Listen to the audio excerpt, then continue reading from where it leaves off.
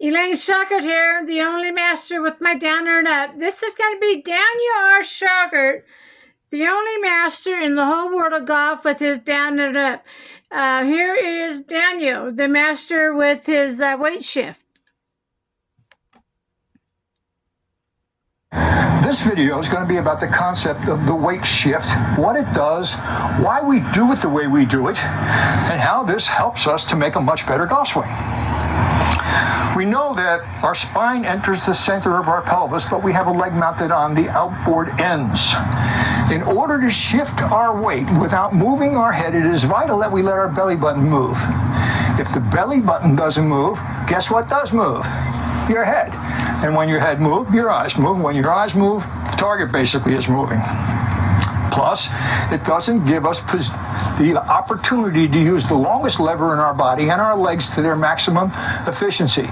We want to be able to use the longest lever in our body by using our legs to move it to create power. And at the same time, if you're following along with me, our concept will enable us to have a completely controlled downswing path to the ball as we do this. I want everybody to start with the short game. The half shot, get that half shot down just like Daniel R. Shauger is training you. You never have to pay for lessons again. Next one is the pole and rope drill. The pole drill shifts and turn yourself to the right. Dan will go into detail on that on the down on rep. The rope drill will teach the heels up and down, knees back and forth, elbows back and forth. We do not want wide stance. See Dan's stance in here? Heels up and back, elbows back and forth. We do not swing fast and we do not do wide stance. Here's Daniel.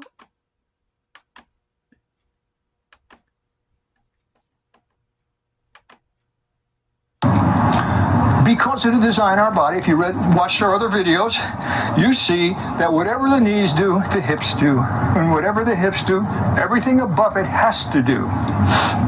So our turn is going to happen, but we want to feel like we don't turn. We want to feel like instead that we simply slide laterally. This enables us to use the body weight going toward the target from around the swing circle center so we can get this tremendous amount of leverage to the bottom of our body. And we do that by an the next DVD you need to learn is the Little Club DVD.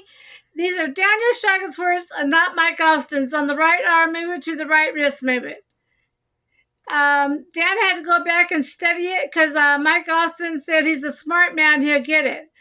So he had to study the right arm movement to the right wrist movement to put it in his second book, How to Kill a Ball book.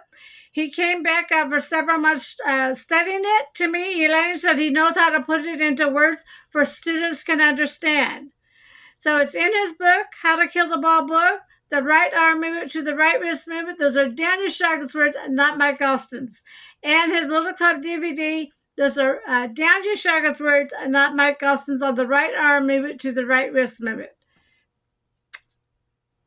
And here is Daniel again.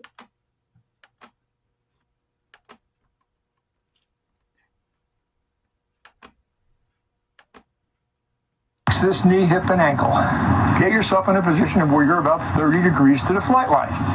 Basically, what you've just done is you've rotated your plane, which we're going to be talking about later. Our plane now is going that way since it's the only way I can swing my arms. I can't swing my arms that way efficiently. Once you're shifted back into this leg,